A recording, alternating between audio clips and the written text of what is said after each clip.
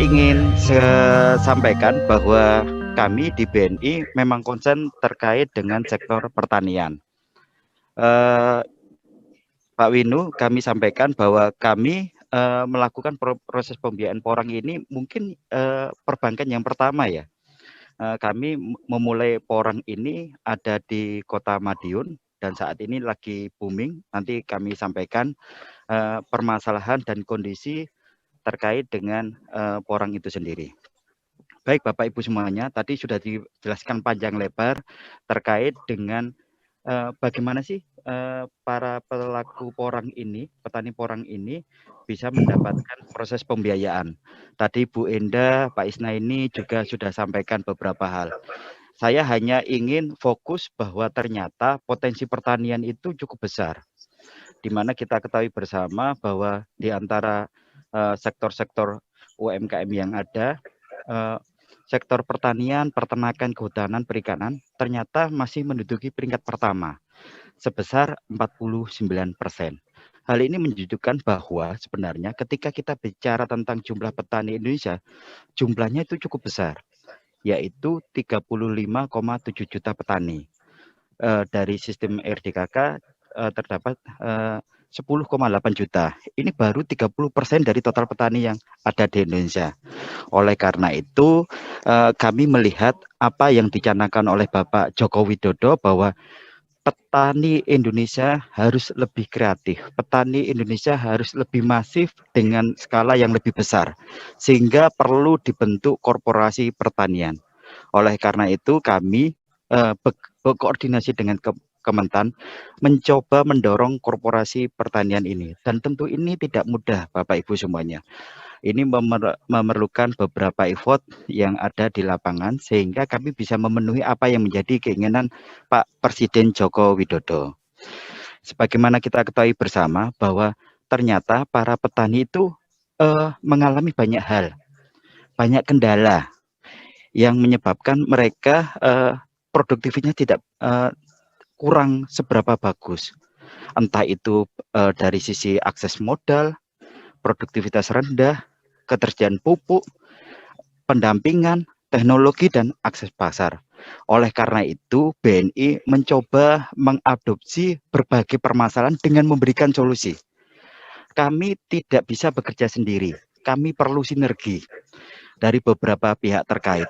Entah itu terkait dengan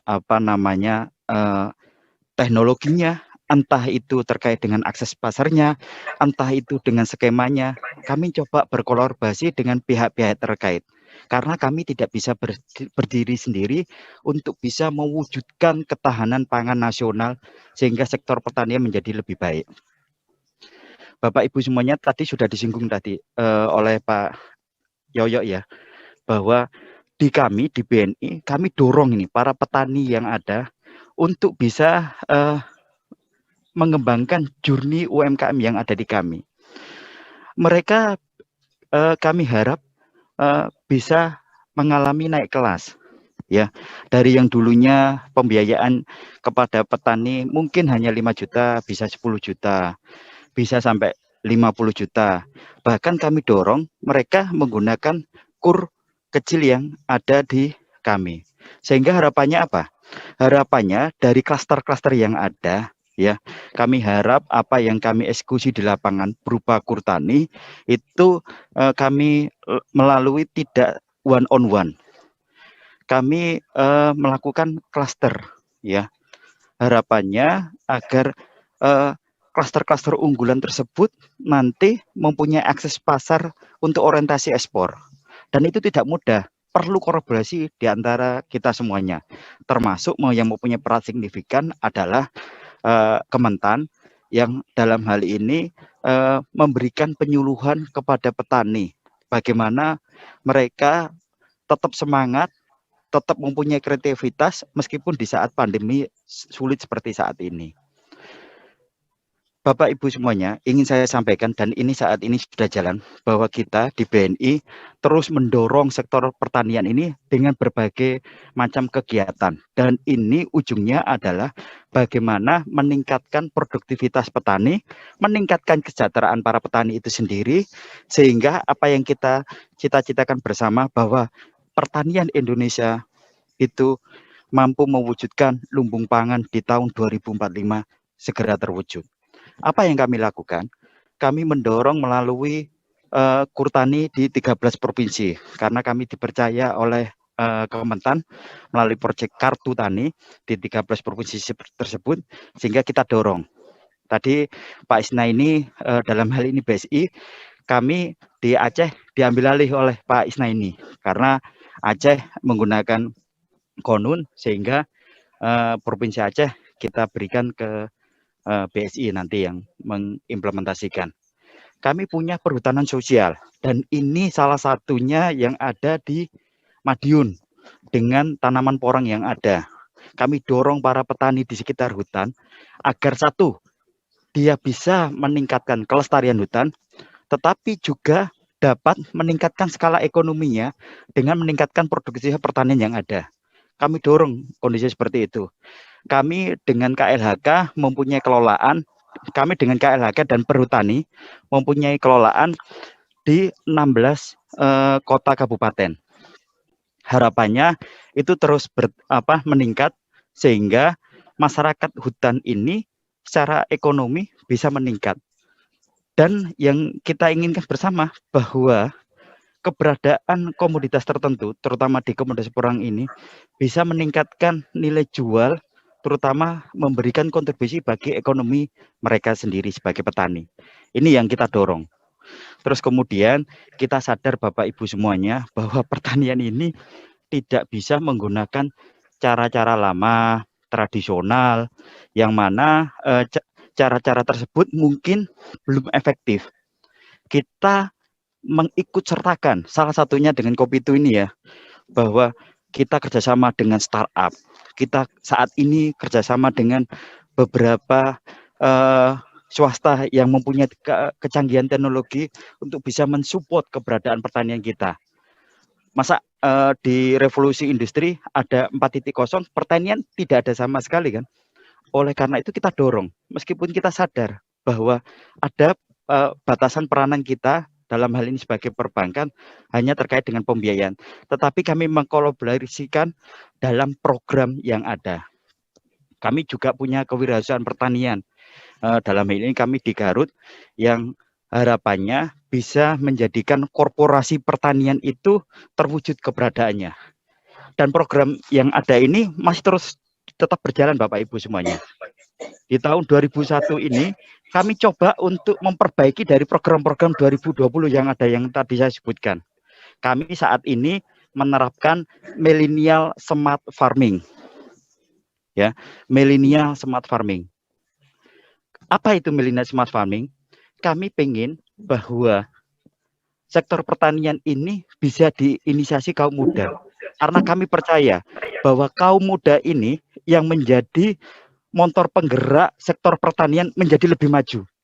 Saya bayangkan, mohon maaf Bapak Ibu semuanya, ini sekedar sharing aja bahwa oke lah kita kalah dengan Thailand, kita kalah dengan Vietnam, masa kita kalah dengan Myanmar yang sedang bergejolak. Ini yang menunjukkan bahwa perlunya peran para milenial untuk terjun di sektor pertanian. Kami mempunyai impian bahwa sektor pertanian yang ada diinisiasi oleh para petanian milenial yang ada. Nanti yang menjadi kelompok taninya adalah petani milenial. Nanti yang menjadi off-takernya adalah petani milenial. Ya. Nanti yang menjadi avalisnya adalah petani milenial. Kondisinya seperti itu Bapak Ibu semuanya. Apakah itu hal yang mustahil? Tidak Bapak Ibu semuanya. Kami sudah menerapkan konsep ini di 2 tempat. Meskipun kami bersusah payah di dalamnya untuk bisa mencari para milenial yang tertarik di dunia pertanian. Karena kami mempunyai keinginan bahwa yang pertama dari konsep ini kita create petani milenial yang ada. Harapannya petani milenial ini mempengaruhi kepada milenial-milenial yang lain untuk tertarik di dunia pertanian. Yang ketiga adalah para petani milenial ini menjadi role model bagi entitas pertanian yang ada. Sehingga orang-orang yang sudah berumur berpikir bahwa dia tidak bisa menggunakan cara-cara lama. Harus dengan cara-cara baru agar produksinya menjadi lebih baik. Dan ini kami buktikan ketika kami mengadakan acara di Cicalengka, Bandung, dan di Polonharjo, Klaten, Jawa Tengah. Besok tanggal 11 Juni akan kita lakukan di Bali. Kita gandeng juga dengan para milenial yang ada. Karena kami BNI ya bersinergi dengan Kementan, Telkom, OJK, PIHC ya mendorong bahwa pertanian sektor pertanian di Indonesia harus melibatkan para petani muda. Karena kami terilhami apa yang disampaikan oleh Bung Karno, berikan saya 10 pemuda, akan saya ubah dunia ini. Oleh karena itu kami mencoba mengimplementasikan program Millennial Smart Farming yang ada.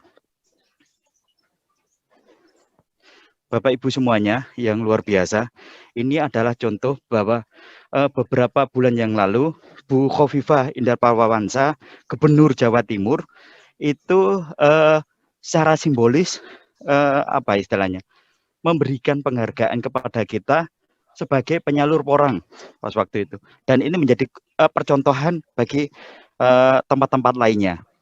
Memang tadi yang sudah disampaikan oleh Pak Dirjen, Pak Yoyo, porang ini nggak banyak di tempatnya. Data kami yang kami himpun, ya, kalau di Jawa Timur paling besar memang di Madiun, Jember, dan sedikit di Kediri, Malang, NTT, dan Sumsel. Dan harapannya ini menjadi apa istilahnya inspirasi bagi teman-teman semuanya, para petani yang ada, bahwa ternyata di dunia pertanian itu menjanjikan. Kenapa kami mengusung Millennial Smart Farming? Kami ingin memberikan pemahaman kepada masyarakat sekitar bahwa dari skala ekonomi pertanian itu ternyata mendatangkan banyak cuan kok. Kondisinya seperti itu. Salah satunya porang. Nanti ada tanaman hias. Nanti akan saya sampaikan beberapa smart pertanian yang ternyata hanya dikelola sambil tiduran aja, dia menghasilkan cuan yang luar biasa. Ada di Bali, ada di Malang, dan di beberapa tempat lainnya. Hal itu yang ingin saya sampaikan untuk menjadi inspirasi bahwa kita harus berkeyakinan bahwa sektor pertanian Indonesia akan lebih baik ketika dikelola bersama dengan sinergi beberapa pihak terkait. Kami selain tadi yang sudah saya sampaikan Millennial Smart Farming, kami juga menguatkan klaster unggulan komoditas kami.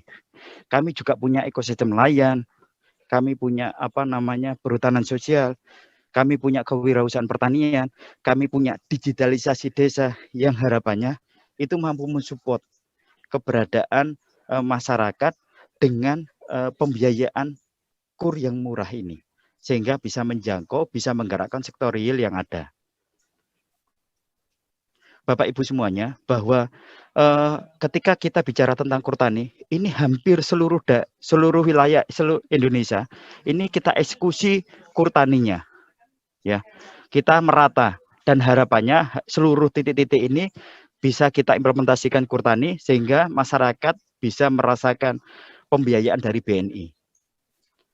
Nah, ini skema yang kami lakukan tadi sudah banyak dibahas oleh Bu Enda, oleh Pak Yoyo sendiri, dan oleh Pak Isnaini bahwa bicara tentang skema pembiayaan porang ini, petani ya mengajukan kerjasama dengan collection agent.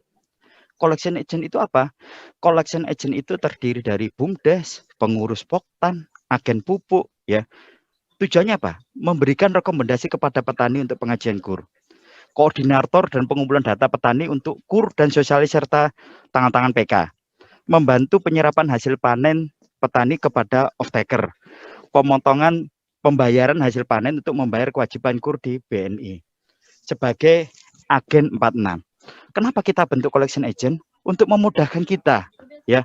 Dalam mengorganisasi para petani yang ada, kita sadar bahwa petani itu tidak hanya tinggal di pusat kota ya, di daerah-daerah yang bisa kita jangkau. Ada petani di pelosok, di pucuk gunung, di pucuk rawa-rawa yang notabene kita perlu bantuan dari collection agent yang terdiri dari BUMDes, pengurus Poktan dan sebagainya.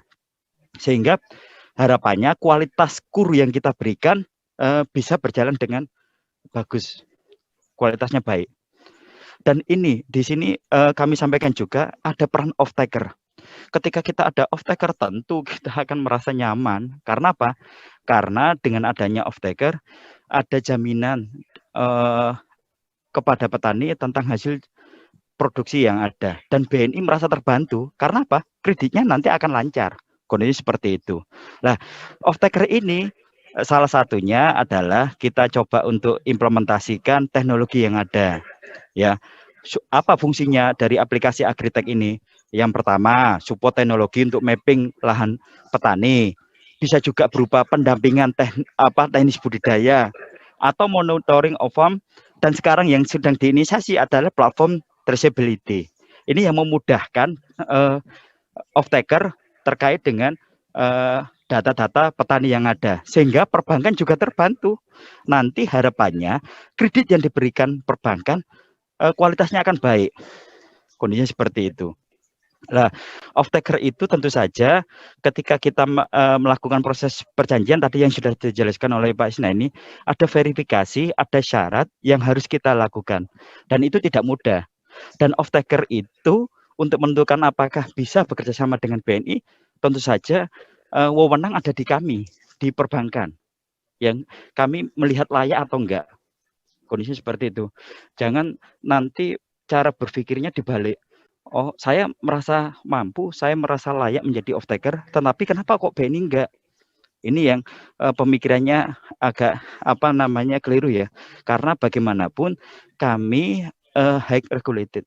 Kami punya aturan, punya syarat yang harus dipenuhi agar tujuannya apa yang menjadi amanat pemerintah terkait dengan pembiayaan kur ini bisa berjalan secara optimal, kualitasnya bagus, sehingga sama-sama diuntungkan. Off-taker diuntungkan, petani diuntungkan, collection agent diuntungkan, penyedia agriculture teknologi diuntungkan, sehingga kita sama-sama diuntungkan. Intinya seperti itu saja yang bisa saya sampaikan. Kurang lebihnya mohon maaf. Saya sedikit bicara tentang ini ya Bapak Ibu semuanya. Fitur dari kur itu sendiri. Ya, tadi sudah disinggung oleh Bu Endah Megawati bahwa kur itu di kami kita bagi menjadi 3 bagian yang paling mudah, Bu. Ada kur super mikro sampai 10 juta, ada kur mikro sampai 50 juta, di mana kur super mikro sama kur mikro tanpa jaminan. Jaminannya adalah profesi dari yang mengajukan. Kalau dia sebagai petani tentu saja profesi petaninya, kalau dia sebagai nelayan adalah nelayannya.